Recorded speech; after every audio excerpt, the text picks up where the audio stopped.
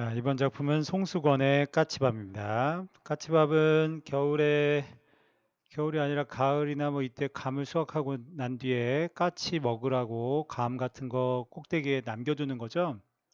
예, 짐승 먹이 챙겨주는 전통 풍습인데요. 그거와 관련된 이야기가 서술됩니다.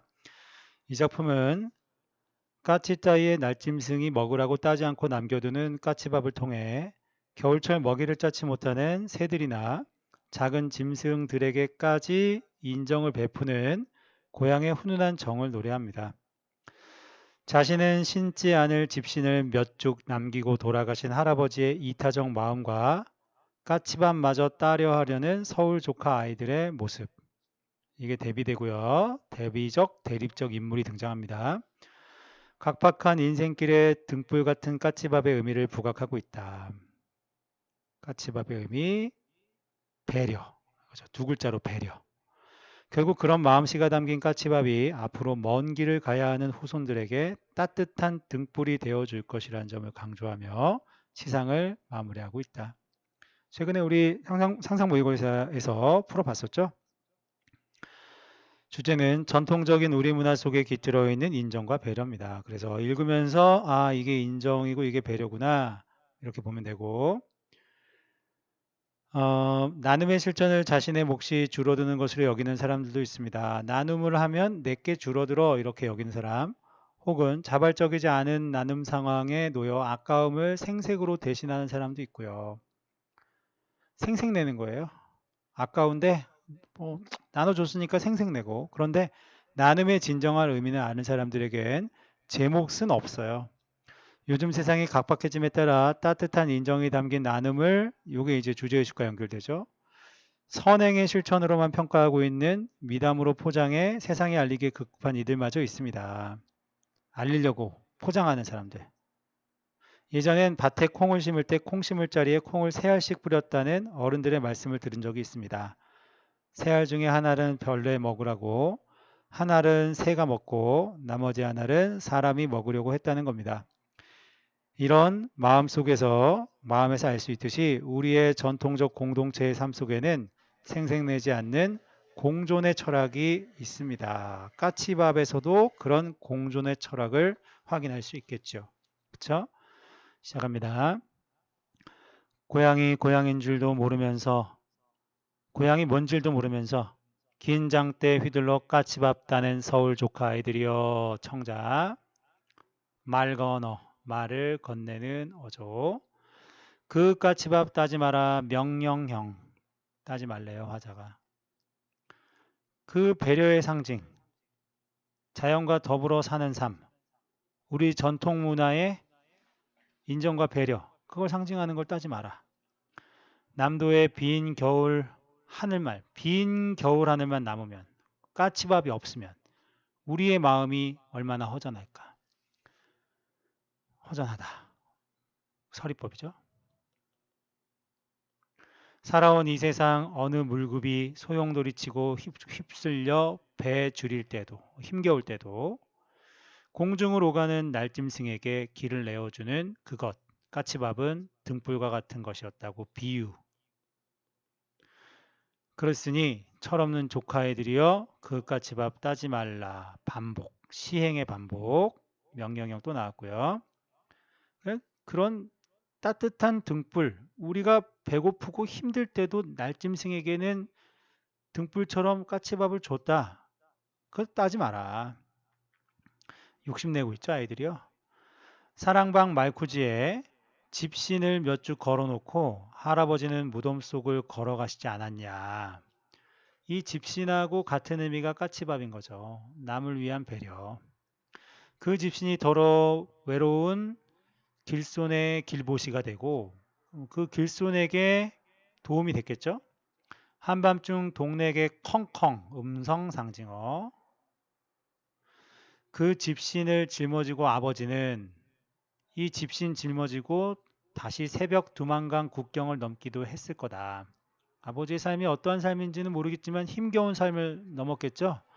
살았겠죠. 국경을 넘는 어떤 위험한 일을 했을 거예요. 아이들아, 수많은 기다림의 세월, 그러니 서러워하지도 말아라. 왜? 왜 서러워하지도 말아라? 눈 속에 익은 까치밥 몇 개가 겨울 하늘에 떠서 아직도 여전히 너희들이 가야 할 그 머나먼 길 기다림의 세월을 이렇게 등불처럼 따뜻하게 비춰주고 있지 않냐. 그러니까 서러워하지 마라. 너희들의 삶에 따뜻한 인정이 있을 거다. 이러면서 가르침을 주고 있는 작품입니다. 조카 아이들을 불러서 그들에게 하지 말라고 하고 뭐를 일깨워주는 이야기이기도 하죠. 되셨죠? 작품은 그렇게 많이 어렵진 않았고 우리가 최근에 한번 봤었으니까 여러분 할만했을 거예요. 자, 여기서 마무리할게요. 이정록의 의자 시작합니다. 이 작품은 어머니 말씀을 그대로 인용하여 화자가 그 말씀을 통해 깨달은 바를 독자에게 전달하는 형식으로 구성되어 있다. 어머니 말씀을 그대로 인용했다는 점이 중요합니다. 화자는 어머니 말씀을 통해 고달픈 삶을 사는 연약한 존재들에게는 나름의 안식처가 존재함을, 그리고 그러한 존재들은 결국 서로를 의지하고 사는 처지임을 알게 된다. 더 나아가 인생이란 서로에게 의자와 같이 편안한 존재가 되어 서로 의지하며 살아가는 것임을 깨닫게 된다. 엄마의 말에서 인생의 의미까지 깨닫게 되었습니다. 주제는 서로 배려하고 의지하며 살아가는 삶의 중요성이요. 자, 엄마의 이야기 시작합니다. 병원에 갈 채비를 하며 어머니께서 한 소식 던지신다. 이 한 소식이 엄마가 하는 얘기의 전체입니다. 그래서 이 시의 전체 내용이 한 소식이고요. 2에서 5연까지가 전부 이 얘기입니다. 허리가 아프니까 세상이 다 의자로 보여야 꽃도 열매도 그게 다 의자에 앉아 있는 것이요. 세상이 다 의자로 보이고요. 꽃도 열매도 다 의자에 앉아 있대요. 그것이요 보여야 이렇게 말한 거에서 우리 사투리 확인할 수 있죠. 사투리 사용하니까 생생함이 느껴집니다. 주말엔 아버지 산소 좀 다녀와라. 그래도 큰애 네가 아버지한테 좋은 의자 아니었냐? 예, 아버지한테 좋은 의자였던 큰애. 됐죠? 아버지가 의지하며 살았던 너. 이따가 침 맞고 와서는 참외밭에 지푸라기라도 깔고 호박에 또아리도 받쳐야겠다. 그것들도 식구인데 의자를 내줘야지. 이 엄마의 인식이 어때요? 자연과 교감하며 살죠. 자연도 하나의 식구라고 생각하는 그런 인식이 있습니다. 싸우지 말고 살아라. 결혼하고 애 낳고 사는 게 별거냐? 그늘 좋고 풍경 좋은 데다가 의자 몇 개 내놓는 거요. 예, 서로 의지하며 살아가는 인생에 대한 얘기죠. 그래서 삶이란 서로 배려하는, 그래서 의자 몇 개 갖다 놓고 의지하며 사는 거다. 이렇게 이야기한 작품이네요. 직접 인용을 한 것이 가장 중요하고요. 그 의자라는 시어가 갖는 상징성 이런 것들 잘 정리하면 되겠습니다. 다음 조병화의 의자 7 EBS 보기에 있는 작품인데요. 작품 주제는 세대교체입니다. 세대교체요. 자, 어렵지 않으시라서 빠르게 정리할게요. 지금 어둠에쯤 아침을 몰고 오는 분이 계시옵니다. 경어체 사용해요. 아침을 몰고 오는 분이 있대요. 그분을 위해 묵은 이 의자를 비워드리지요. 지금 어둠에쯤 아침을 몰고 오는 어린 분이 계시옵니다. 시어 의미가 조금 더 확장됐죠? 그쵸? 이런 걸 이제 반복되면서 변화를 줬으니까 반복과 변주 이렇게 말합니다. 반복과 변주.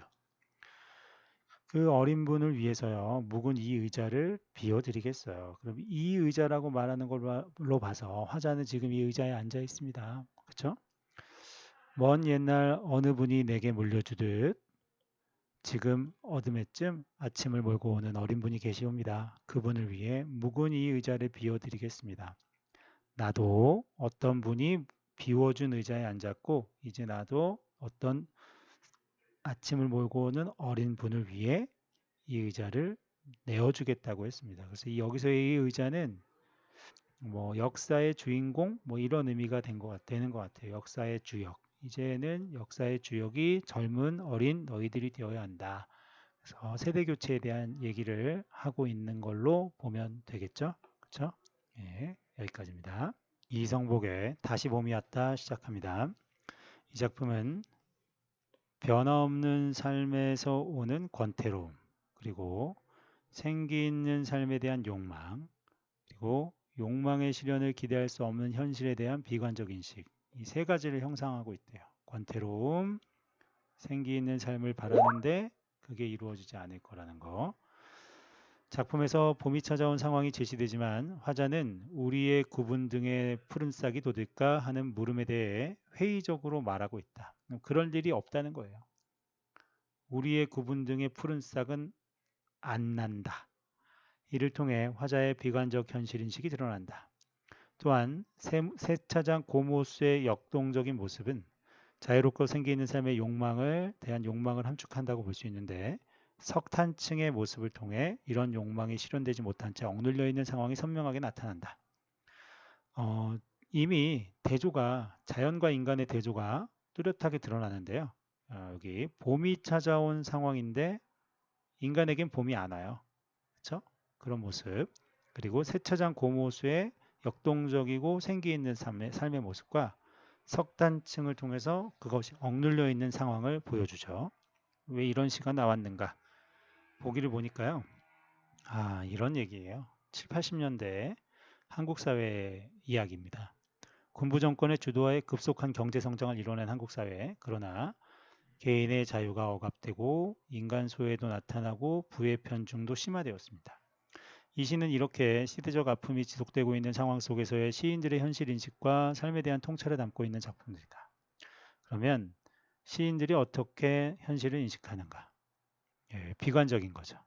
경제 성장을 이루었어도 자유가 억압되고 인간이 소외되고 부의 편중이 나타난다면 우리의 미래는 희망적이지 않다. 이런 거고요. 이 시는 생기 있는 삶을 기대할 수 없는 불모의 세계를 그려내면서 이러한 현실에 적극적으로 맞서지 못한 채 권태롭게 살아가는 자아의 내면을 보여주고 있다.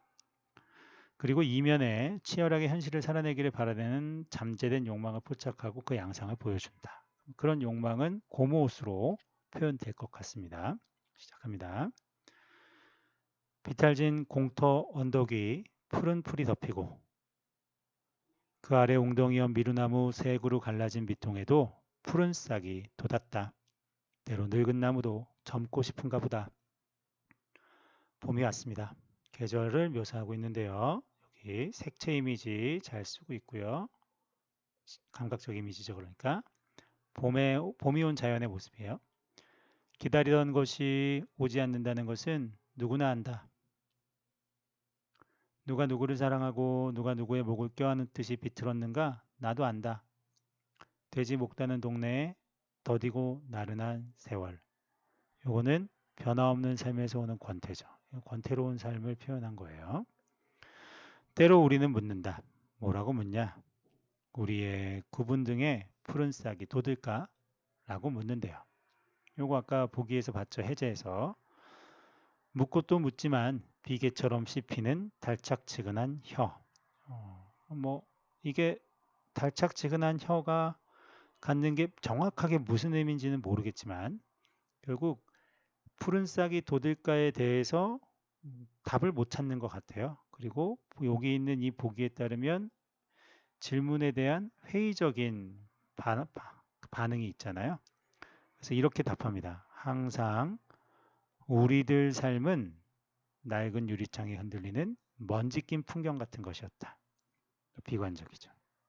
비관적 현실인식이 이런 데서 드러나네요. 흔들리며 보채며 얼핏 잠들기도 하고 그 잠에서 깰 땐 솟아오르고 싶었다. 세차장 고모스, 역동적인 자유로운 모습, 생기 있는 모습, 길길이 날뛰는 물줄기처럼 비유, 갈기갈기 찢어지며 아우성치며 굴고불고 머리칼 쥐어뜯고 몸부림치면서 그렇게 솟아오르고 싶었어요. 그런 일은 없었다. 이런 일은 없었다는 거예요. 기다리던 일은 안 일어난다는 거예요. 비관적이죠. 그렇죠? 기대는 이루어지지 않습니다. 돼지 목다는 동네에 더디고 나른한 세월, 권태로운 삶을 사는 현실. 풀잎 아래 엎드려 숨죽이면 가슴엔 윤기나는 석탄층이 깊었다. 이게 석탄층은 욕망이 실현되지 못한 채 억눌린 상태가 계속돼서 쌓이고 쌓였다는 거죠. 퇴적되듯이. 여기 이 세차장 고무호수와 석탄층이 대비되고요. 또 우리의 삶과 우리의 모습과 푸른 풀과 푸른 싹이 덮이는 자연과의 대비가 있습니다. 그래서 작품의 중요한 특징, 인간과 자연의 대조. 그다음에 그런 일은 없었다. 또 이런 거. 또 나도 안다. 누구나 안다. 이런 이제 단정적인 어조죠. 단정적인 어조. 색채 이미지 뿐만 아니라 감각적 이미지가 좀 다양하게 쓰였어요. 그래서 이 역동적 이미지와 함께 청각적 이미지, 뭐 아우성치며 또 시각적 이미지로 푸른 빛깔들 나왔었고 그랬었죠. 그렇죠? 또 미각적 이미지로 달착지근한 혀 이런 것도 있었습니다. 그래서 감각적 이미지 잘 사용하고 있는 시였고요. 최두석의 성의꽃 시작합니다.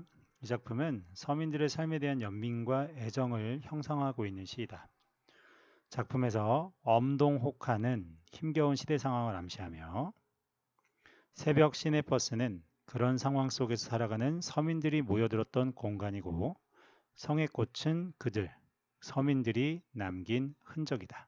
그럼 힘겨운 시대 상황을 살아가는 서민들이 남긴 흔적이 성의 꽃, 이게 제목이고요. 그리고 성의 꽃에 대한 화자의 묘사와 행동에서 고통스럽지만 치열한 삶을 살아가는 서민들에 대한 연민과 애정이 드러난다. 주제의식이 이거라고요.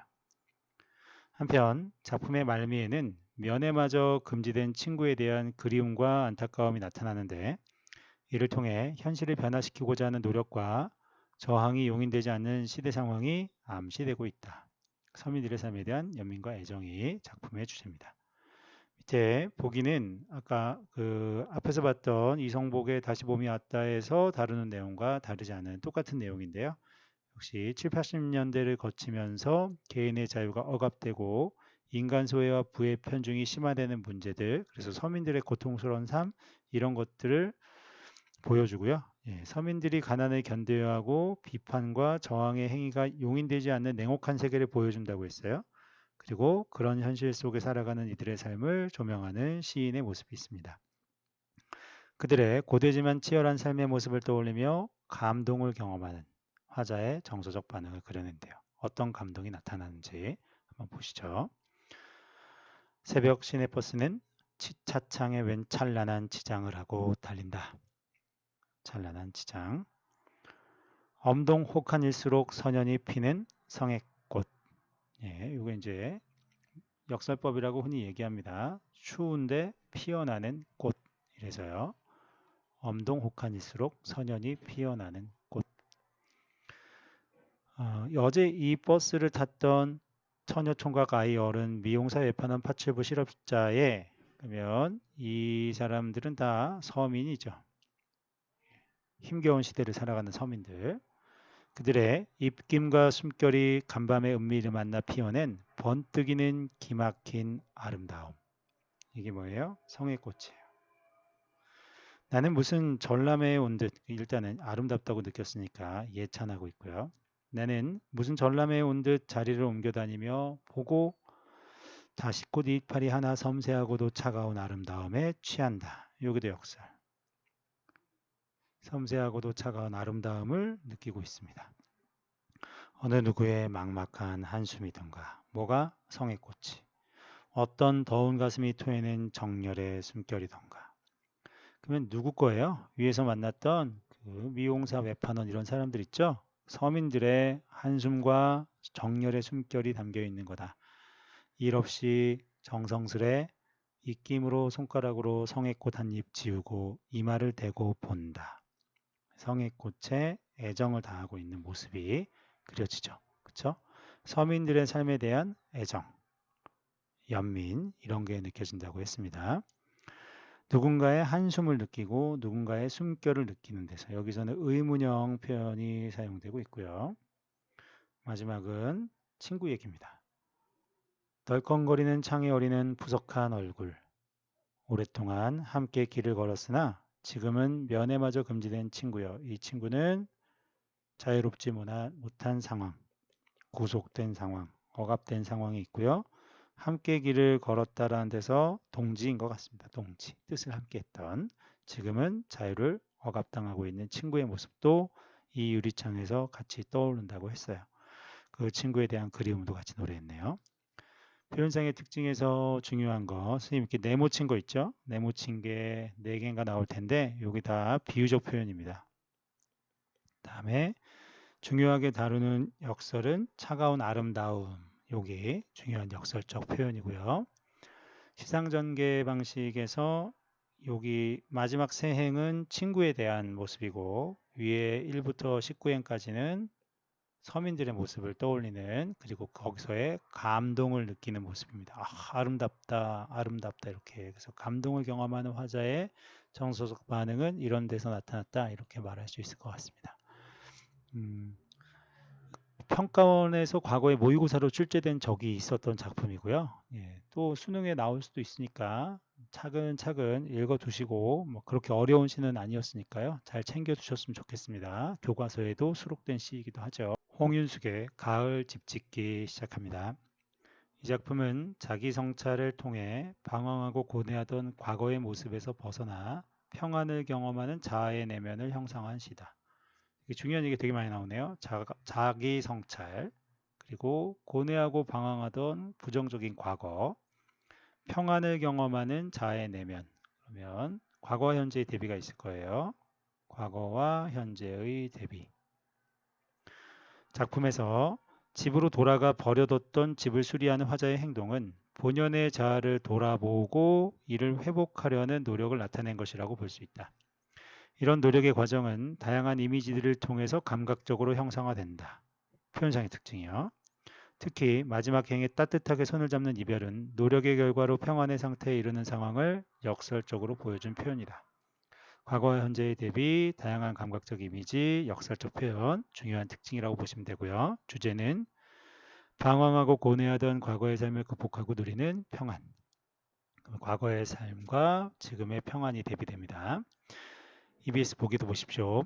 이 시는 생의 황혼기에 접어든 시인이 젊은 날을 돌아보며 그동안의 고뇌와 방황에서 벗어나고자 하는 바람을 담아낸 작품이다. 시의 화자는 가을, 밤이라는 계절, 그리고 시간이라는 배경 속에서 다양한 이미지를 통해 과거와 현재의 자신의 모습을 드러낸다. 또한 지나온 삶 속에서 상처 입은 영혼을 다독여서 본연의 자아가 지니고 있던 평안의 상태를 회복하려는 과정을, 중요합니다 여기, 집을 고쳐 짓는 행위에 빗대어 보여주고 있다. 집 수리하는 과정이 결국 본연의 자아를 회복하는 과정이다 라는 거고요. 집 짓기를 통해 화자는 자신의 참모습을 온전히 마주하고 이 참모습이 결국 본연의 자아겠죠. 이를 받아들임으로써 성숙에 이르는 과정을 거친다 라고 했어요. 본문 보겠습니다. 돌아가야지. 전나무 그늘이 한 겹씩 얇아지고 국화꽃 한두 송이 바람을 물들이면 흩어졌던 영혼의 양떼를 모아서 떠나온 집으로 돌아가야지. 반복. 전나무 그늘이 엷어지고 국화꽃 한두 송이 바람을 물들이면은 가을이 오고 있다는 겁니다. 여름에서 가을로 계절이 변화하고 있을 때, 근데 이 가을은 사실은 인생의 황혼기라고도 볼 수 있어요. 성숙한 시기, 인생의 황혼기. 흩어졌던 영혼의 양떼, 그래서 비유라고 보시면 되고, 자기 영혼이 흩어졌다는 건 이제 고뇌와 방황을 했던 과거의 모습을 말하는 거고요. 가서 한 생에 버려뒀던 빈 집을 고쳐야지. 이게 본연의 자아를 다시 회복하고 싶고 고치겠다는 얘기죠. 버려뒀던 자신. 확 방황하며 살았어요. 욕망에 사로잡혀서 젊은 시절을 보냈는데 이제 그동안 내가 버려뒀던 나의 원래 내가 추구했던 나의 모습. 그 빈집을 고치려고 돌아갑니다. 수십 년 누적된 병인을 찾아 무너진 담을 쌓고 창을 바르고 상한가지 다독여 등불 앞에 앉히면 만월처럼 따뜻한 밤이 오고 내 생의 망가진 부분들이 수묵으로 떠오른다. 자아의 성찰 과정이고 성찰의 시간이에요. 밤, 가을, 밤, 성찰의 시간. 생애의 망가진 부분들, 버려뒀던 나의 빈집, 나의 현실을 돌아보게 됩니다. 현재형 서술하고 있어요. 떠오른다. 단비처럼 그 위에 내리는 쓸쓸한 평화. 긍정적 표현입니다. 한때는 부서지는 열기로 나를 지새고 과거, 부서지는 열기를 가지고 밤샜습니다. 이제는 수리하는 노고로 밤을 밝히는 현재. 대비되고 대구도 되죠.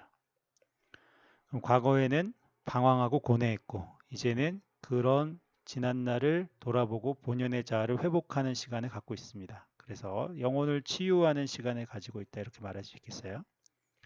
가을은 꿈도 없이 깊은 잠에 평안으로 온다. 평안한 시간입니다. 따뜻하게 손을 잡는 이별로 온다. 여기 역설이고요. 왜 이 역설이 되는지 이 의미를 좀 구체적으로 살펴볼 필요가 있겠죠. 그렇죠? 그러면 뭐하고 이별하고 뭐하고 손을 잡냐 이거예요. 손을 잡는 건 본연의 자아를 만났으니까, 회복했으니까, 회복된 본연의 자아와 손을 잡는 시간이다. 그래서 가을은 따뜻하게 손을 잡는 거고, 이별은 뭐와 이별합니까? 과거에 방황했던 자아, 방황, 이별하는 거죠. 그래서 가을은 본연의 자아와 손을 잡고 과거의 자아와 이별하는 시간으로 온다. 이렇게 해석할 수 있을 것 같아요. 자, 이렇게 해서 홍윤숙의 가을 집짓기 살펴봤고요. 표현상의 특징도 다 살펴봤습니다. 잘 정리해 두십시오. 나이 덕에 섭섬이 보이는 방, 이중섭의 방에 와서 시작합니다. 이 작품은 시인이 이중섭 화자가 살던 곳을 방문한 거예요. 그런 경험을 가지고 시상을 떠올리고 형상화했고요. 시인은 상상력을 발휘하여 가난 속에서도 아름다운 마음을 간직하면서 이상을 추구하던 이중섭의 삶과 이중섭의 예술 세계를 감각적 언어로 시적 공간에 그려낸다. 이상을 추구했다는 점, 가난한 삶이라는 점 대비될 겁니다. 풍요롭고 평화로운 이상 세계의 모습과 순수한 동심이 구현된 세계의 모습은 물질적으로 궁핍했던 예술가의 삶과 대비를 이루어 한층 숭고하게 느껴진다. 그러니까 물질적 가난과 이상을 추구하는 거나 동심이 구현된 예술세계는 숭고함을 느껴주게 한대요. 작품의 말미에서는 소박한 행복조차 길게 누릴 수 없었던 이중섭의 삶에서 느껴지는 연민의 정서가 직유법, 도치법을 활용해서 인상적으로 나타난다. 주제 이중섭의 삶, 그리고 이중섭이 꿈꾸던 세계를 떠올리며 느끼는 연민. 자, 보기는 이중섭의 경험을 말하는데 이 경험도 시에 잘 형상화되어 있거든요. 그래서 좀 체크해 볼게요.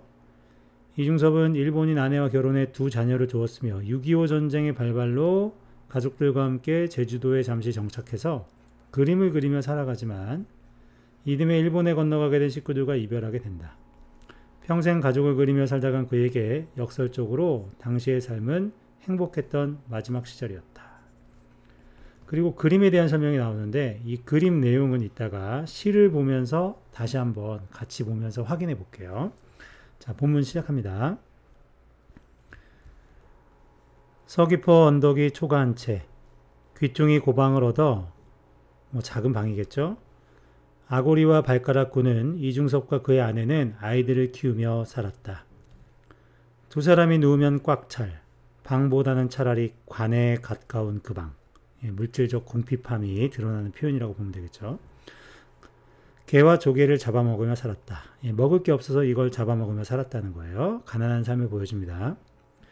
아이들이 해변에서 묻혀온 모래알이 버석거려도 밤이면 식구들의 살을 부드럽게 끌어안아 조개 껍질처럼 입을 다물던 방. 방이 조개 껍질에 빗대어져 표현한 비유. 게를 삶아 먹은 게 미안해서 게를 그리는 아고리와 소라 껍질을 그릇 삼아 상을 차리는 발가락꾼이 서로의 몸을 끌어안던 석회질의 방. 이것도 이제 부정적인 느낌의 시입니다. 방이 너무 좁아서 그들은 하늘로 가는 사다리를 높이 가질 수 있었다. 너무 방이 좁으니까 하늘로 가는 사다리 어떤 이상을 꿈꾸었다는 이야기가 되겠죠.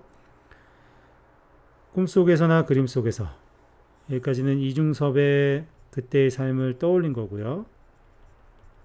삶이고 여기는 예술세계예요. 이 예술세계가 보기에 있는 이 그림과 연결됩니다. 꿈속에서나 그림 속에서 아이들은 새를 타고 날아다니고 복숭아는 마치 하늘의 것처럼 탐스러웠다. 요 내용은 옆에 그림 1의 내용입니다. 그래서 밝은 색채로 꿈꾸는 듯한 분위기를 자아내고 있는 유화로 아이들이 새를 타고 하늘을 날며 복숭아를 따는 평화로운 해변의 풍경을 보여주고 있대요. 그런 이상적이고 순수한 모습을 그렸습니다. 총소리도 거기까진 따라오지 못했다. 이 구절은 옆에서 봤던 6.25 전쟁과 관련되어 있는 거죠. 섭섬이 보이는 이 마당에 서서 요거는 중요합니다. 화자의 현재 위치죠. 화자가 이중섭이 살던 곳을 방문했다는 걸 알게 해줍니다. 섭섬이 보이는 섭섬은 서귀포 남쪽에 있는 섬 이름이에요. 섭섬이 보이는 이 마당에 서서 서러운 햇빛에 눈부신 날 많았더라도 은박지 속의 바다와 하늘, 개와 물고기는 아이들과 해질 때까지 놀았다. 여기 그림의 모습입니다. 그림의 모습이에요. 이것도 그림 2와 그림 3의 모습인데요. 개가 아이의 잠지를 물고 아이는 물고기의 꼬리를 잡고 물고기는 아구리의 손에서 파닥거리던 바닷가. 여기까지다. 이중섭이 그렸던 그림의 은박지를 가지고 그림을 그린 그림 3의 내용. 그래서 개와 함께 엉켜서 놀고 있는 그 그림의 모습이고 이중섭의 예술 세계를 보여준 거예요. 상상한 거죠. 그림을 통해서 이중섭의 그림을 통해서 이중섭의 삶이 마음이 이랬을 거라고 상상한 거야. 마무리. 그 행복조차 길지 못하리란 걸 아구리와 발가락구는 알지 못했다. 그렇게 살았다. 연민. 빈 조개 껍질에 새든 소라게처럼 잠시 머물다가 갔다는 거죠. 그렇게 여기는 직유와 도치가 사용됐고요. 불행하게 살았던 이중섭에 대한 연민을 제시하면서 마무리하고 있습니다. 여기까지 나이 덕의 섭섬이 보이는 방이었어요. 김광균의 광장. 제일 중요한 시. 출제 가능성 높다. 김광균이란 시인도 출제된 적이 있었고 출제 가능성 높은 작품 정리 잘 하십시오. 이 작품은 1930년대 한국 모더니즘 시를 대표하는 김광균의 시집 와사 등에 실린 시로 다 필요 없어요. 핵심은 이겁니다. 현대 도시 문명 속에서 개인이 느끼는 정서를 회화적 언어로 형상화했다. 도시 문명은 부정적인 거고요. 거기서 느끼는 정서는 불안감, 방황, 고독, 외로움, 쓸쓸함 이런 겁니다. 대낮에서 황혼으로의 시간 이동과 빈 방에서 광장으로의 공간 이동이 시상 전개의 중심을 이루는 가운데 청동 비둘기, 고층 가등은 도시의 문명을 상징하는 사물들이에요. 그 정물들이 화자의 외롭고 쓸쓸한 내면을 드러내준다. 그래서 화자의 정서가 이런 사물들에 투영되어 있어요. 또한 내거리의 광장에 선 화자의 모습은 도시에서 군중 속 개인이 겪는 불안 그리고 방향상실감을 환기하고 있다. 자, 주제 도시 속에서 개인이 느끼는 고독과 불안입니다. 보기는 현대 도시가 사람을 힘들게 하고 고독감을 느끼게 하고 방향상실감을 느끼게 한다 이런 얘기예요. 그래서 작품 정리합니다. 빈 방에 홀로 빈 방에서 혼자 외로이 대낮에 체경을 대하여 앉다. 예, 거울이에요. 몸 전체를 비추는 거울이요. 슬픈 도시엔 일몰이 오고 대낮에서 일몰로 시간이 이동합니다. 슬프다고 말했어요. 정서를 직접 말했어요. 시계 가게의 지붕 위에 청동 비둘기. 자, 문명이요, 문명. 도시 문명. 바람이 부는 날은 구구 울었다. 그러니까 시계 가게 위에 비둘기 모양의 어떤 조형물이 있었는데 그게 구구, 이거 음성상징어. 음성상징어니까 음징이라고 할게요. 음징. 울었다. 화자의 슬픈 내면이 투영되어 있죠. 늘어선 고층 위에 서거기는 갈대밭, 열없는 표목되어 조우는 가등, 가로등, 고층, 소리도 없이 되게 적막하고 고요한 겁니다. 모색의 저저, 해질 무렵의 색채를 말합니다. 열없는 표목은 힘없고 표목 어떤 표시를 말하는데 힘없는 표목이 돼서 졸고 있는 가등 이런 것들이 다 도시 문명의 황량함, 쓸쓸함을 말하죠. 엷은 베옷에 바람이 차다. 화자의 쓸쓸함 뭐 이런 것들이 나타났다고 보면 되겠고요. 마음 한 구석에 벌레가 운다. 자연물을 통해 내면의 정서를 드러내고 있어요. 감정이입이라고 말할 수도 있겠죠. 황혼을 쫓아 내 거리에 다름질치다. 공간의 이동이죠. 빈 방에서 뛰쳐나와서 내 거리에 다름질치다.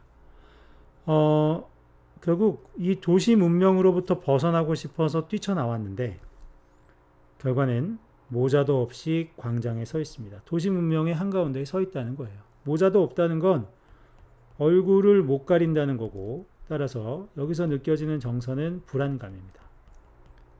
도시 문명에서 떠나고 싶지만 떠날 수 없는 그런 처지와 운명을 얘기했고요. 자, 감각적 이미지들이 많이 쓰였으니까 몇 개 좀 확인해 보겠습니다.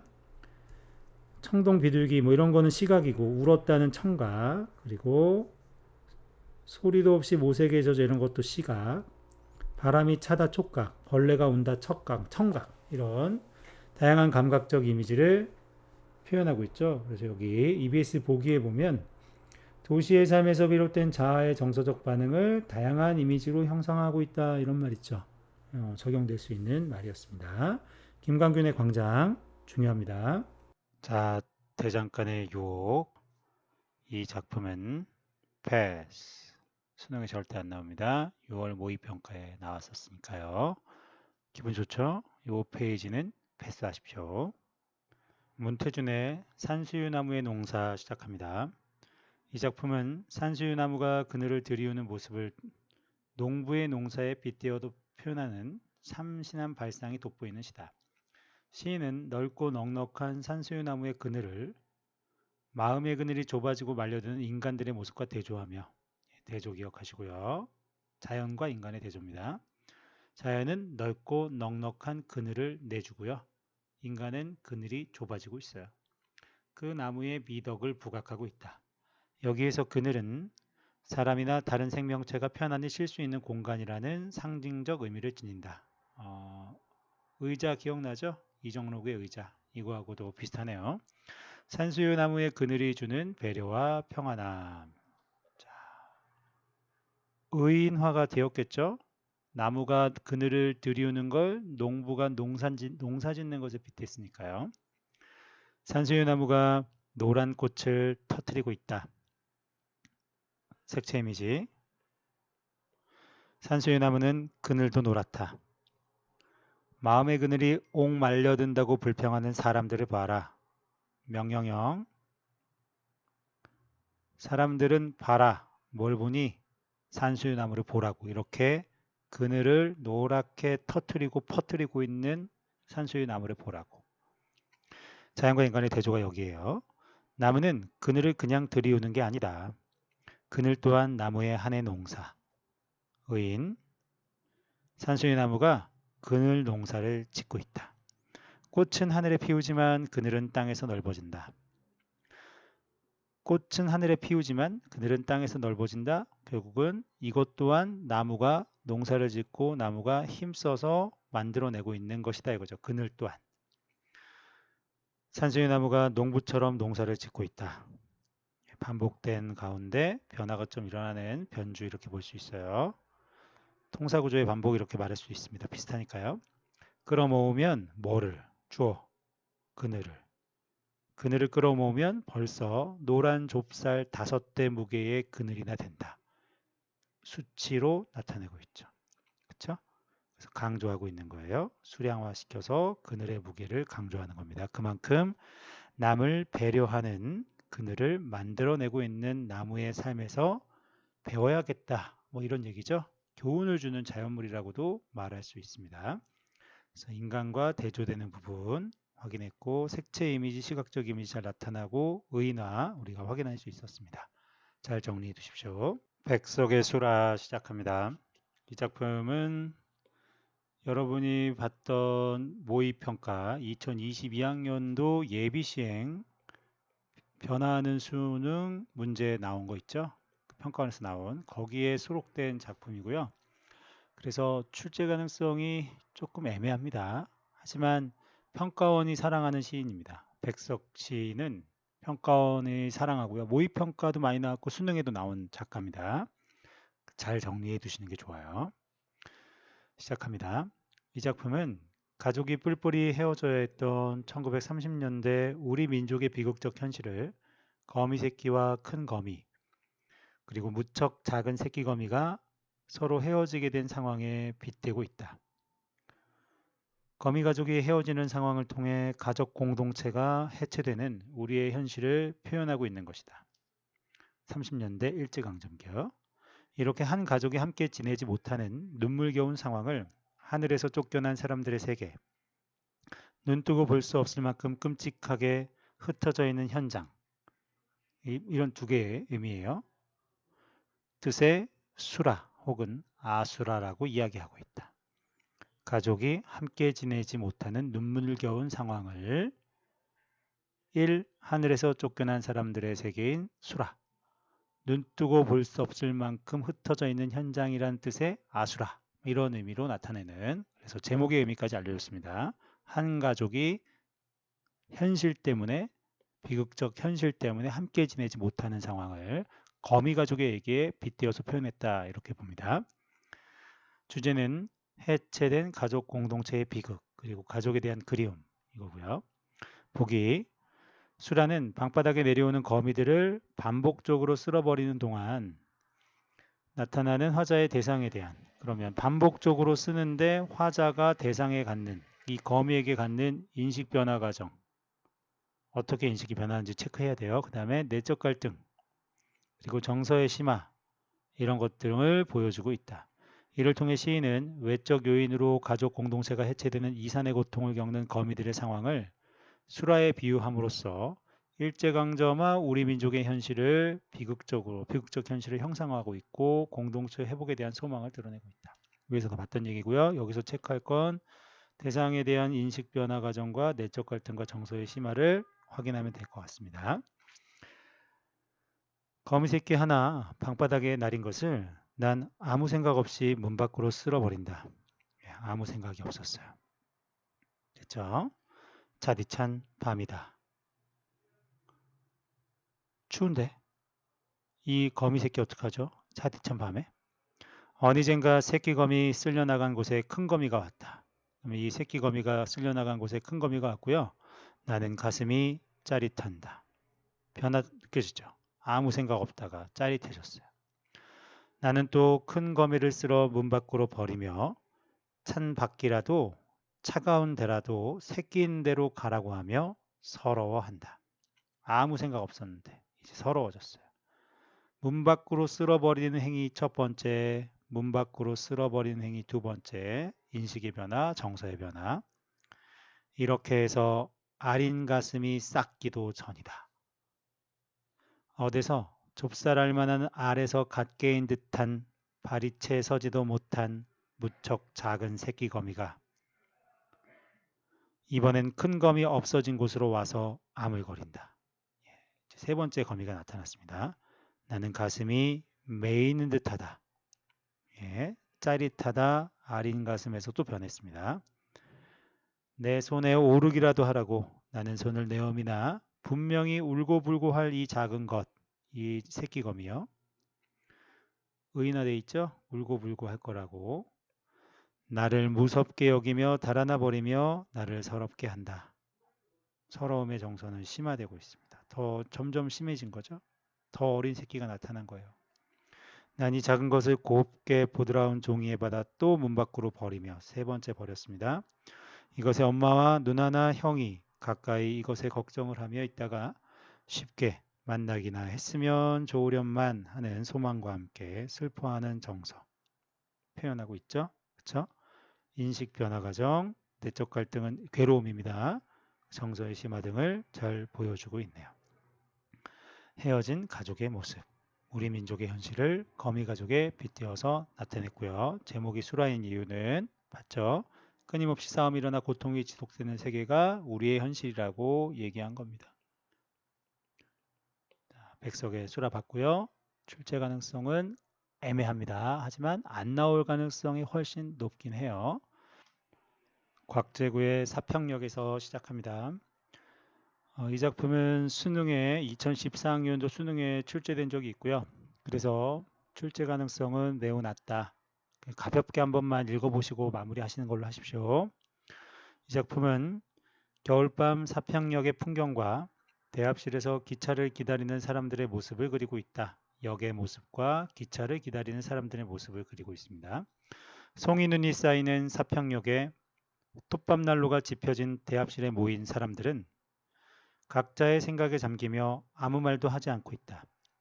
화자는 그들의 고단한 삶을 차분히 응시하고 그들의 마음을 헤아리면서 공감과 연민의 시선을 보낸다. 주제는 가난하고 소외된 삶의 고단함과 그들을 향한 연민. 자, 보기. 사평역에서 화자가 막차를 기다리며 톱밥난로의 주변에 모인 사람들의 모습을 바라보는 것으로 시작한다. 점차 그의 시선은 사람들의 내면으로 향하고 화자의 시선이 인물들의 외면을 보다가 내면으로 향하는 거예요. 고단한 삶을 견디는 그들의 말없음을 헤아린다. 이 과정에서 그렇게 헤아려주는 건 공감이죠. 한 줌의 톱밥을 던지는 행위는 추위에 대한 대응에서 삶에 대한 태도로 의미가 변한다. 추워서 난로를 지피는 것만이 아니라 그들의 삶에 공감하고 연민하는 그런 태도로 보인다. 이렇게 보면 돼요. 시작합니다. 막차는 좀처럼 오지 않았다. 대합실 밖에는 밤새 송이눈이 쌓이고 역의 풍경입니다. 낭만적이에요. 흰보라 수수꽃 눈시린 창마다 색채 이미지 톱밥 난로가 지펴지고 있었다. 금음처럼 몇은 졸고 대합실 사람들이요 졸고 있고요. 몇은 감기에 쿨럭이고 그리웠던 순간들을 생각하며 나는 한 줌의 톱밥을 불빛 속에 던져주었다. 무언가의 그리움에 사로잡혀서 톱밥을 난로에 던져줬습니다. 자, 좀 더 볼게요. 내면 깊숙이 할 말들은 가득해도 누가? 저 대합실 사람들이요. 막차를 기다리는 사람들이요. 청색의 손바닥 불빛 속에 적셔두고 모두들 아무 말도 하지 않았다. 여기 그들의 말없음을 헤아린다고 했죠. 산다는 것이 때론 술에 취한 듯 한두름의 굴비 한 광주리의 사과를 만지작거리며 귀향하는 기분으로 침묵해야 한다는 것을 모두들 알고 있었다. 그렇게 아무 말 안 하고 이 기분은 어떤 기분일까요? 술에 취한 듯한 삶이요. 제정신으로 못 사는 거야? 한 두름의 굴비와 한 광주리의 사과를 만지작거리며 귀향하는 기분은 설렘보다는 착잡함. 그저 좋은 기분은 아닐 겁니다. 성공해서 돌아가는 게 아니니까 그렇게 침묵하며 살아가는 게 그들의 삶이다. 그래서 모두들 아무 말도 하지 않는 거예요. 막차를 기다리며 오래 앓은 기침소리와 쓴약 같은 입술 담배 연기 속에서 싸륵싸륵 음성상징어 눈꽃은 쌓이고 그래 지금 모두들 눈꽃의 화음에 귀를 적신다. 이거 긍정이 씌워져. 눈꽃의 화음 아름다운 소리가 나는 눈꽃 모두들 귀를 적신다. 그럼 잠시 사람들이 눈 내리는 풍경을 보면서 마음을 달래고 있고 위로하고 있다. 이렇게 볼 수도 있겠네요. 자정 넘으면 낯설음도 뼈아픔도 다 설원인데는 낯설음도 눈 속에 묻히고 뼈아픔도 눈 속에 다 묻혀요. 단풍잎 같은 면잎에 차창을 달고 밤 열차는 또 어디로 흘러가는지 그리웠던 순간들을 호명하며 나는 한 줌의 눈물을 불빛 속에 던져줬다. 여기서 주목할 건 이겁니다. 눈물을 던져주는 것으로 연민하는 모습으로 화자의 모습이 바뀌었어요. 위에서 뭐였죠? 따뜻하게 있어라 라고 한 줌의 톱밥을 던져줬단 말이에요. 그러니까 이거는 추위에 대한 대응이라면 이 밑에 얘기는 삶에 대한 태도와 대응이죠. 연민하는 모습으로 나타나는 거. 그래서 곽재구의 사평역에서는 이 막차를 기다리는 사람들에 대한 관찰 그리고 그들의 내면에 대한 공감, 연민 이게 주제고요. 그 공감과 연민이 톱밥을 던져주는 행위에서 어디로? 눈물을 던져주는 행위로의 변화. 연민이 여기서 잘 나타나죠. 이런 시였습니다. 강은교의 일어서라 풀아 라는 작품이고요. 되게 그냥 제목 그대로 되게 쉬워서요. 여러분들 그 편안한 마음으로 보시고 출제 가능성도 그렇게 높지 않을 것 같습니다.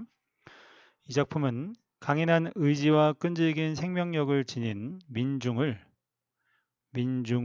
풀에 빗대어 표현한 시다. 이성부의 벼, 또 김수영의 풀 이런 시들이 이미 기존에 있었죠. 화자는 명령문의 반복과 단호한 어조를 통해 청자인 풀로 하여금 저항적 행동에 나설 것을 촉구하고 있는데 이는 민중이 부정적 현실을 이겨내고 역사의 진정한 주인이 되어야 함을 역설하는 것, 이건 주장하는 겁니다. 힘주어 말하고 있다라는 거고요. 강인한 생명력을 지닌 민중의 각성을 촉구하는 노래다. 청자가 풀로 되어 있다는 점, 요 점 기억하시고 보기 민중의 고난 극복을 중심으로 역사를 파악하는 고난사관에서는 고난이란 인간이 약육강식의 단계를 넘어 인간다움을 획득하는 과정에서 반드시 겪어야 하는 생명의 원리며 너무 잔인한데 고난은 반드시 겪어야 된대요. 인류의 원죄를 정화하고 승화시키는 역할을 하는 것이라고 본다. 인류의 원죄가 있는데 그 원죄를 씻어내는 역할을 하는 게 고난이다. 이 관점에 따르면 민중은 지배 세력의 억압에 의한 시련 속에서도 강인한 생명력으로 제자리를 지켰고 자신들의 잠재력과 외부 동력을 조화시켜 권력의 부패나 외세의 침략에 맞서면서 역사를 발전시켜 왔던 것이다. 그래서 시련을 견디고 생명력을 지키면서 권력 부패와 외세 침략에 맞선 존재, 그런 민중한테 각성을 촉구하는 겁니다. 시작합니다. 일어서라 풀아, 일어서라 풀아. 풀한테 말하죠. 청자로 설정된 거 확인하시고요. 명령형 반복됩니다. 땅 위 걸음이란 걸음 다 모아서 구름송이, 하늘 구름송이를 다 끌어들여 끈질긴 뿌리로 긁힌 얼굴로 상처 입었나 봐요. 끈질긴 생명력. 빛나라 너희 터지는 목청.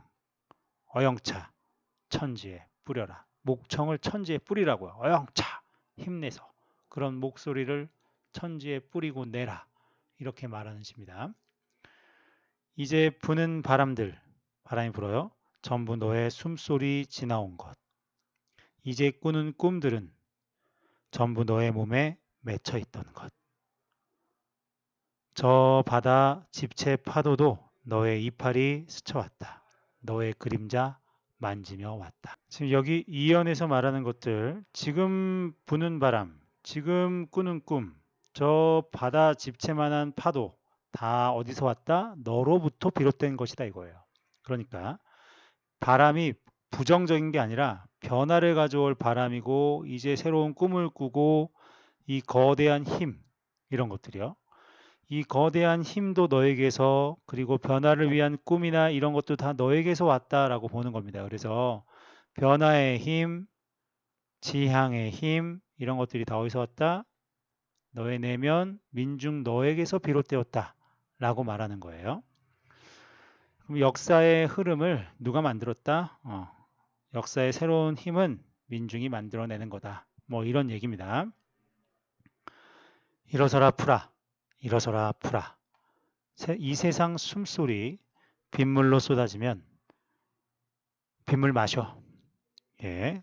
그러면 숨소리 빗물로 쏟아진다 했을 때 부정적인 거예요. 부정적인 상황인데 그 빗물을 마셔요. 겪어내고 있어요. 감내하고 있죠. 고통을 감내하는 모습. 흰 눈으로 펑펑 퍼부으면 가슴 한아름 쓰러지는 풀아. 그렇게 받아들여요. 고통을 감내해요. 눈이 펑펑 퍼부으면 음성상징어 쓰였습니다. 영차, 어영차, 빛나라. 너희 죽은 듯 엎드려 실눈 뜨고 있는 것들. 그럼 죽었어요? 안 죽었어요? 안 죽었죠. 죽지 않고 살아 있습니다. 끈질긴 생명력을 보여주는 거예요. 빛나라 너희 죽은 듯 엎드려 실눈 뜨고 있는 것들. 그렇게 다시 일어서라. 싸워라. 그래서 강인한 생명력을 지닌 민중의 각성을 촉구하고 있어요. 누워있지 마. 이제 일어서서 싸워. 이렇게 보면 되겠죠. 상징적 시어도 쓰였고요. 시 자체가 많이 어렵지가 않아서 여러분들 재밌게 봤을 것 같습니다. 쉽게 봤겠죠? 의인화가 있었고요. 풀을 의인화했고요. 풀을 청자로 설정했고요. 반복되는 시어 식구가 있었고요. 명령형을 통해서 강한 의지, 강한 바람을 드러낸 게 특징이었죠. 이 정도 보겠습니다.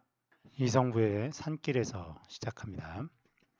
이 작품은 산길을 걸으며 깨닫게 된 바를 읊은시다. 무엇을 깨달았을까요?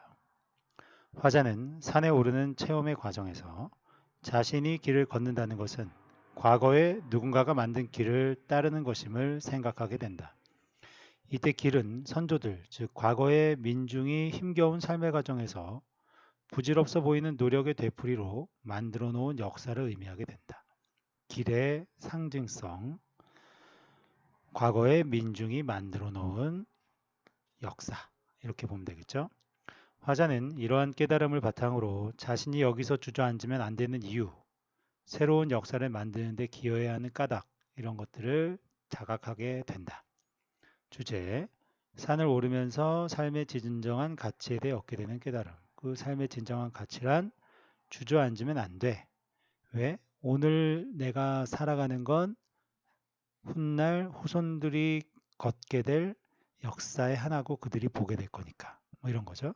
또 새로운 역사를 이렇게 만들어가는 삶의 가치에 대해 깨달음을 얻고 있다 이겁니다. 시작하죠. 이 길을 만든 이들이 누구인지를 나는 안다.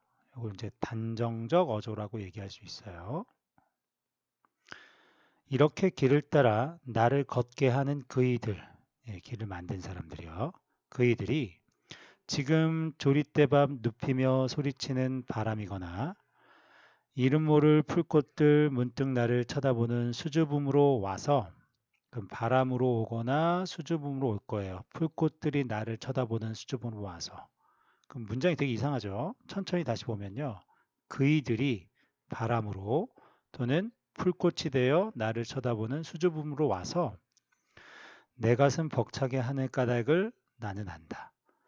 그러니까 먼저 걸어갔던 사람들이 그들 때문에 나는 지금 길을 따라서 이렇게 걸을 수 있고 이렇게 그 길을 걷는 과정에서 바람도 맞이하고 풀꽃들도 맞이하는 그 가슴 벅참을 나는 느끼고 있어요. 그 내 가슴 벅차게 하는 까닭이 뭐 때문이죠? 단순히 내가 그냥 길을 걷는 게 아니라 무수히 많은 선조들이 걸었던 길을 나는 걷게 되었다는 데서의 감동, 뭐 이런 것들을 표현하는 거죠. 그러기에 짐승처럼 그이들 옛 내음이라도 맞고 싶어 킁킁거린다는 거겠지. 나는 자꾸 집을 떠나요. 그리고 그때마다 서울을 버리는 일에 신명나지 않았더냐. 여기 서리법입니다. 그럼 집을 떠나서 서울을 버리고 이 산길을 걷는 일에 매우 신이 났었다는 거예요. 짐승처럼 그렇게 살아왔었다는 거죠. 무엇에 쫓기듯 살아가는 이들도 바쁜 일상을 살아요. 바빠요.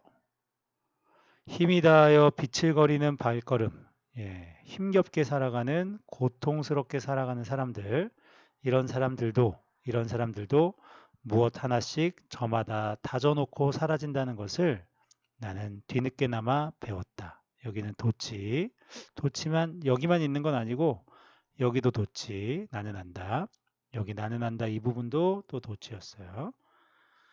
내가 배운 점이 뭐예요? 보잘것없어 보이는, 그래서 뭐에 쫓기듯 바쁘게 일상을 살아가는 사람들도, 그리고 고통스럽고 힘겹게 살아가는 사람들도 다 무언가를 다져놓고 사라져요. 다 길을 다져놓고 길을 만들어놓고 사라진다는 걸 나는 배웠어요.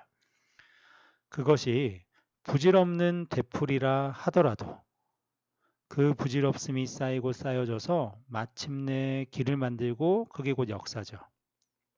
길 따라 그이들을 따라 오르는 일, 내가 지금 가는 길, 나의 현재. 내가 또 길을 만들고 있죠. 일이 힘들고 어려워도 왜 내가 지금 주저앉아서는 안 되는지를 나는 알고 깨달았어요. 그럼 내가 깨달은 게 정확히 무엇일까? 결국엔 길이라는 것이 갖고 있는 의미가 과거에는 앞사람이 지나가는 길이죠. 앞사람이 지나가는 길. 지나간 길. 그리고 지금 현재는 내가 지나가는 길이에요. 내가 지나가는 길. 그리고 미래에는 내 뒤에 오는 뒷사람이 지나갈 길이죠.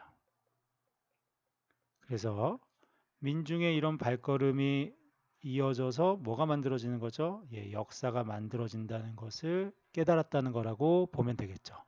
그래서 나는 주저앉아서는 안 되는 걸 알고 열심히 살겠다는 그 의지를 노래한다고 보면 되겠습니다. 아셨죠? 시에 나타난 표현상의 특징은요. 우리 눈에 보였던 것 중에 가장 눈에 띄었던 게 도치가 있었고요. 그 다음에 통사구조가 뭐뭐 해서는 뭐뭐 하는지를 뭘 안다. 나는 뭘 안다 해서 유사한 통사구조의 반복이 있었어요. 유사한 통사구조의 반복. 그 다음에 단정적 어조 이런 것들이 있었고요. 예. 이성부의 산길에서 되게 의미 있는 작품이니까 잘 챙겨두셨으면 좋겠습니다. 이용학의 풀벌레 소리 가득 차 있었다 시작합니다. 이 작품은 2008학년도 모의평가에 나온 적이 있어서 문학작품의 문학성은 인정이 된 거고요. 출제 가능성은 매우 높다. 이용학이라는 작가는 수능에도 기출됐던 작가고 그래서 잘 정리해 두셨으면 좋겠습니다. 이 작품은 이국 땅에서 쓸쓸한 죽음을 맞이한 아버지의 모습과 그로 인한 가족의 애통함을 형상화한 시이다. 이 작품 속에서 아버지는 일제강점기에 고향을 떠나 고된 삶을 살아야 했던 우리 민족을 의미한다고 봅니다. 객관적 서술 중요합니다. 객관적 서술로 아버지의 죽음을 담담하게 묘사해 절제된 어조를 띈다. 이런 부분이 분명히 있을 거예요. 어느 부분인지 확인하셔야 됩니다. 그 다음에 여운을 남기는 수미상관, 이건 눈으로 확인하겠죠. 구성을 취한 점 등을 특징으로 꼽을 수 있다. 주제는 이국 땅에서 아버지의 쓸쓸한 임종을 지켜야 했던 비통함을 노래한 거다. 이용학은 일제강점기에 고향을 떠나 고통스러운 삶을 살다가 비극적 죽음을 맞이해야 했던 북방 유이민의 비애를 잘 대변한 시인. 그럼 아버지도 북방 유이민이겠네요. 화자도 그렇고. 그는 함경북도 경성의 가난한 집안에서 태어났고 아주 어린 나이에 아버지를 여의는 큰 슬픔을 겪었다. 그러면 이 시가 이런 성장 과정에 일어난 일을 표현한 거라고 볼 수 있겠다. 그의 아버지와 할아버지는 러시아 영토를 넘나들면서 소금 장사를 하는 것으로 어렵게 생계를 꾸려나갔다. 이런 점들은 이 시를 감상하는데 유의미한 정보를 제공한다. 그래서 러시아 영토 이야기도 시에 나올 겁니다. 자, 시 본문 보겠습니다. 우리 집도 아니고 일갓집도 아닌 집, 고향은 더욱 아닌 곳, 예, 타향이겠죠. 이국 땅. 근데 여기 이제 점점 정도가 심해지는 점층이라고 보면 돼요. 낯설다의 정서, 낯섦의 정서가 더 심해지고 있어요.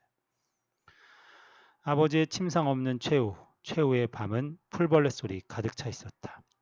여기 좀 의아한 것은 우리들의 울음소리가 아닌 풀벌레 소리로 가득 차 있었다라는 데서 무엇을 보여줄까? 우리는 뭐 하고 있었을까? 울지 않고.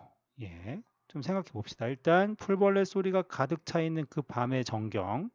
일단 청각적 이미지로 표현하고 있다는 거 보이시죠?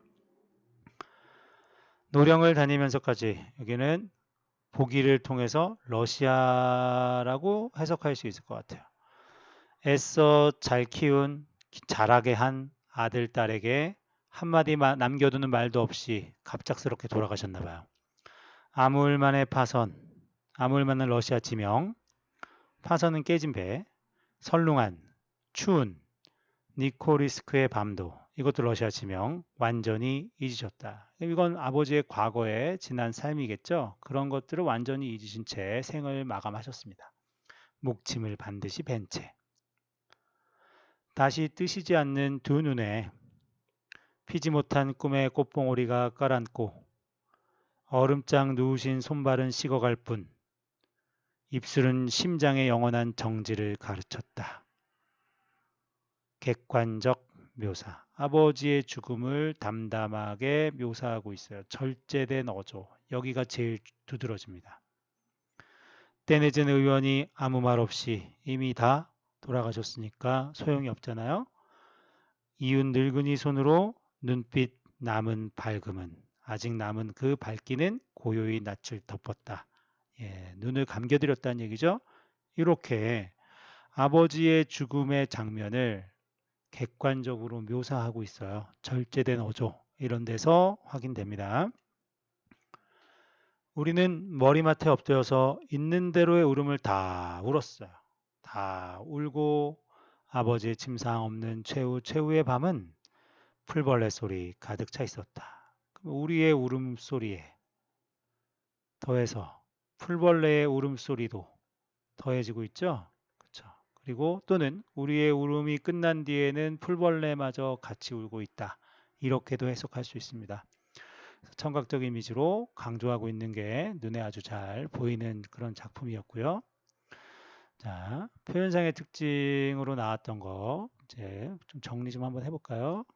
감정절제 확인할 수 있었죠? 감정절제, 객관적 묘사, 그 다음에 구체적 지명, 러시아의 구체적 지명을 사용해서 생생함 또는 사실성 이런 것들이 확인되고요. 그 다음에 객관적 상관물 풀벌레 소리, 풀벌레 사용하고 있는 거 이런 것들 특징이라고 말할 수 있고 가장 두드러지는 건 청각적 이미지 그리고 EBS에 나왔던 수미상관도 우리 마지막에 확인할 수 있었습니다. 이 정도로 작품 살펴봤습니다. 꼭 한 번 더 보시고 정리하십시오. 중요합니다. 김종길의 성탄제 시작합니다. 되게 유명한 작품입니다. 이 작품은 장년이 된 화자가 성탄절 가까운 어느 겨울날 옛것을 찾기 힘들 정도로 많이 변해버린 도시에 내리는 눈을 맞으며 어릴 적 아버지가 보여주셨던 헌신적인 사랑을 그리워하는 내용을 담고 있는 시다. 아버지 사랑에 대한 그리움입니다. 눈을 매개로 한 회상의 구조, 선명한 감각적 이미지의 대비 두 가지를 통해서 세상이 바뀌어도 변치 않는 사랑이라는 가치의 소중함을 인상적으로 형성하고 있다. 아버지의 정성, 사랑에 대한 그리움입니다. 어두운 방 안엔 빨간 숯불이 피고 어때요? 시각적 대비죠? 외로이 늙으신 할머니가 애처로이 잦아드는 어린 목숨을 지키고 계셨다. 이게 화자인 것 같아요. 어린 목숨. 이윽고 눈 속을 아버지가 약을 가지고 돌아오셨다. 눈 속을 헤치고 왔으니까 이게 부정적인 의미의 눈이라고 봅니다. 아버지가 눈을 헤치고 따오신 그 붉은 산수 열매. 여기 어때요? 감각의 대비죠? 하얀 눈과 빨간 열매. 아에서 영탄. 나는 한 마리 어린 짐승. 연약하고 나약한 존재. 젊은 아버지의 서늘한 옷자락에 촉각이요. 열로 상기한 볼을 말없이 부비는 것이었다. 그래서 여기 촉각의 대비. 이따금 뒷문을 눈이 치고 있었다. 그렇게 눈이 내려요. 그날 밤이 어쩌면 성탄제의 밤이었을지도 모른다. 왜? 사랑이 가득한 날이잖아요. 어느새 나도 그때의 아버지만큼 나이를 먹었다. 여기까지가 회상이라고 보면 되겠죠? 그리고 나도 이제 그때의 아버지만큼 나이를 먹었어요. 현재예요. 옛것이라고는 찾아볼 길 없는 변해버린 도시엔 이제 반가운 그 옛날의 것이 내리는데 그게 뭐예요? 눈이에요. 서러운 30살 나의 이마에 불현듯 아버지의 서늘한 옷자락을 느끼는 것은 눈 속에 따오신 산수유 붉은 알알이 아직도 내 혈액 속에 녹아 흐르는 까닭일까? 아직도 나는 아버지의 사랑을 잊지 못하고 있다는 그런 얘기죠. 그래서 그 아버지의 산수유 열매 따다준 그 아버지의 헌신적 사랑이 지금도 내 마음속에 내 몸속에 간직되어 있다고 생각하는 거죠. 그렇죠? 화자는 왜 서럽죠? 아버지의 사랑을 이제는 받을 수 없으니까. 그렇죠? 그렇게 늙어버렸으니까. 자, 과거 회상 독백하는 거. 그 다음에 색채 대비. 그 다음에 촉각적 이미지의 대비 이런 것도 있었고 영탄도 있었죠. 그렇죠? 네, 아버지의 사랑을 노래한 성탄제 잘 봤습니다.